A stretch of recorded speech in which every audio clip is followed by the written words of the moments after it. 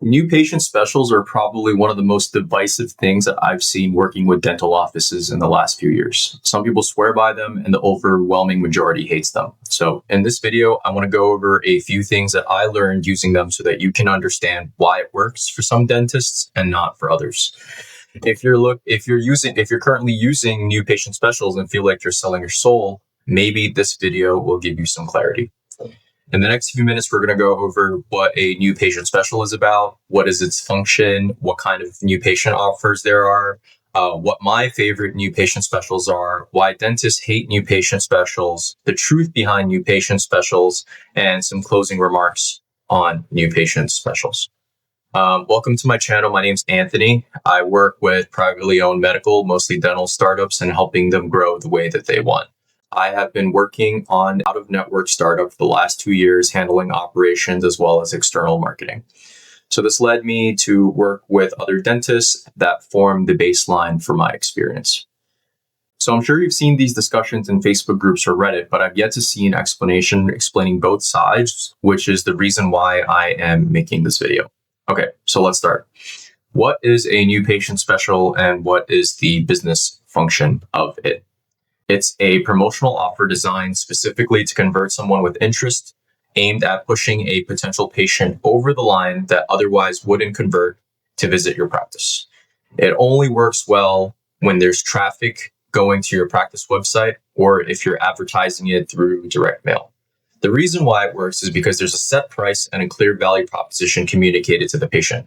This is really important to note because very likely nothing else is price transparent in your office. They don't know how much implants cost. They don't know how much crowns cost. And a patient's biggest fear is the fear of the unknown. Everybody wants implants. Nobody wants to pay $35K an arch. So they have fear of an unknown price. They have fear of an unknown experience. They have fears of an unknown dental issue. And giving a price gives them the first step of certainty when it comes down to coming into your office. Giving price is actually a contrarian strategy when you're looking at dental as a whole. These low-cost, high-value offers often act as a gateway, getting people into the door so that you can showcase your expertise, build trust, and convert them into long-term patients. So what are all of the different kinds of new patient offers? There are free, low-cost, limited exams, mostly for emergencies, discounted new patient visits for non-insured patients, free consults around larger treatments like cosmetic dentistry, veneers, All-on-X, or ortho like Invisalign, free comp exams I've seen, or bonuses and gifts associated with the completion of a new patient exam. My personal favorite that we use in the office is a free professional teeth whitening after a new patient visit for hygiene. We don't discount any services, and the patients who are motivated receive a high value bonus that they appreciate, and the results are very quick. And also on the bright side is that in addition, it also allows for communication for potential cosmetic work that they're considering now or in the future. Okay, so why are new patient specials so controversial then? So let's start with the obvious stuff. You hear this all the time. The average dental school loan in 2020 was $305K. If you own a practice, you're likely paying off a business loan currently. If you probably heard horror stories from colleagues and mentors. You feel like you didn't go to school for 4 years after college just to make bottom barrel dollar on hygiene. It just, or anything for that matter, it just doesn't make sense. It feels like only bad patients would want to take these offers because paying the full price means that you're serious and you're a good patient. To be fair, these are very valid concerns. So this is why I want to break down an example of how a new patient special works in practice and why it does work. So let's say you are running a $79 new patient visit, hygiene, pro fee, comp exam, x-rays. Potential leads are visiting your website or considering your practice, but most don't end up booking an appointment. So here are the types that will. Patient A. They are a kind of patient that is a one-off visitor. They haven't gone to cleaning in a while and decided to visit your office because they want a good deal. Patient B, they're new to the area or they haven't taken care of their dental health for a while and they're motivated to do so. They have no insurance and they're looking for a dentist to take care of them long-term. $79 seem like a low-risk price or a low-risk trade-off to give your practice a try. Then there's patient C. They have dental insurance that would have no copays or low copays out of pocket. But since you're the only practice with price listed, they believe that you are affordable, and so they call you to give you a try. There are a couple of other different archetypes, but the point here is to illustrate the types of patients who will attract through the door because of a discounted offer like hygiene. And what you'll see over many, many reps and over many, many visits is that patient A is going to be the inevitable cost of business, and the true value is increasing your chance to find patients like patient B who are looking for a long-term dental provider for them, or patient C who has insurance and is also looking for a long-term dental provider. And don't forget that these people have a production value of anywhere from $500 to $1,000+ a year. So having a new patient offer helps in 3 ways. 1, it increases the efficacy of your marketing because it prompts more people who are unclear about price make a decision, because it prompts more people to make a decision, which drives down your advertising costs and increases efficiency. It lowers your cost per acquisition because technically you're getting paid for the visit. I'm sure you've seen free consults before in the past and it has led to work, but you're basically reducing your cost per patient that is coming in through the door by taking some sort of a payment up front. It also mainly gives you the opportunity to retain good patients who will stick around and contribute to short and long-term production, which is the whole game of growing your dental practice through the hygiene schedule. So the paradigm shift here is simple. Patients that convert into new patient offers are simply just leads. That's the only way that I would look at them. People aside, personal anecdotes aside, patients that buy and convert on a new patient offer lead to more opportunities for your practice, good or bad. I would recommend putting yourself into the patient's shoes. They call your office. They're looking for some sort of dental service. They have a great experience over the phone. They come in, they see your big, beautiful office. They get greeted by your awesome staff. They have a great experience, and then they have great cleaning. If they're looking for a dentist long-term to take care of their dental health and money wasn't an issue, why wouldn't they stay? Right? Food for thought. Here's an example of how it worked in practice with someone that I work with. I work with a GP owner with 8 ops that was running a $49 emergency/limited exam and x-ray. Their office offers late hours and Saturday appointments. They do on-site simple extractions and non-molar endo.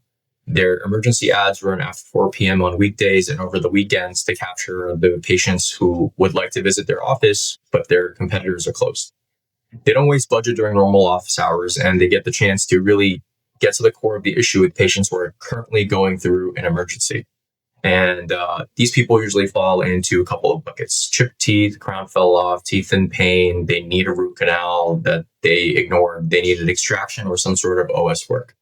Patients would call, want to come in, they know exactly what to expect for their first visit, and then they pay to get their problems fixed.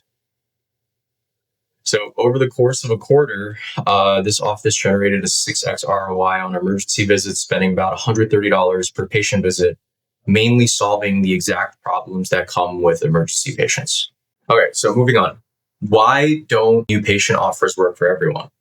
I boil it down to this, and I haven't really seen anyone else talk about it like this. Supply-constrained dentists will likely not do well with new patient offers, and it's usually the demand-constrained dentists who really excel.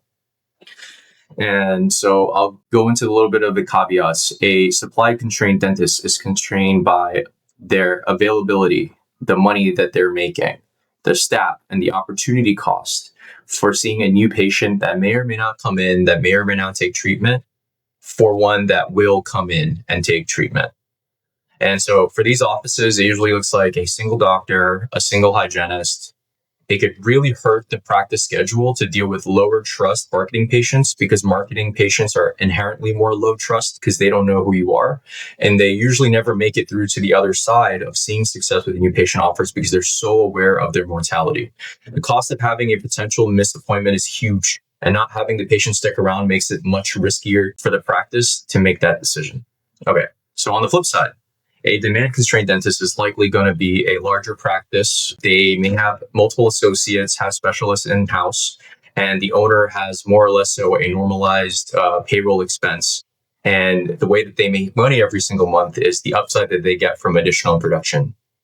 So their goal here is to fill the schedule and just generally want to increase the overall opportunities in the office. And for them, the marginal cost for seeing a discounted patient is greatly reduced because it doesn't really add on to payroll. It doesn't really add on to the opportunity cost. They have the ops that are open. And for these doctors, the goal is to create an amazing patient experience from the phone call to the reception to the office, and then set themselves up for maximum surface area for luck. And these patients that stay or get treatment pay for all of the ones that they lose money on. And remember, dentistry is about patient lifetime value and not production per visit. So this is why it works.